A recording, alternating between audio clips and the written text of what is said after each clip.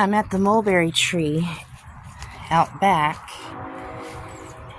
and there's one almost ripe.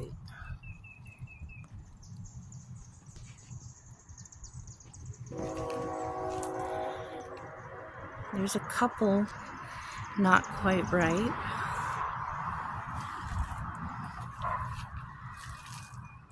But all of the other mulberries have been eaten by the birds. Oh, here's a one.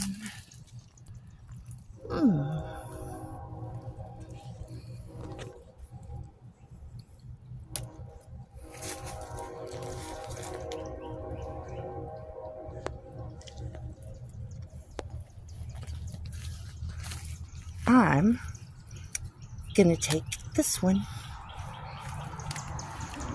They're yummy.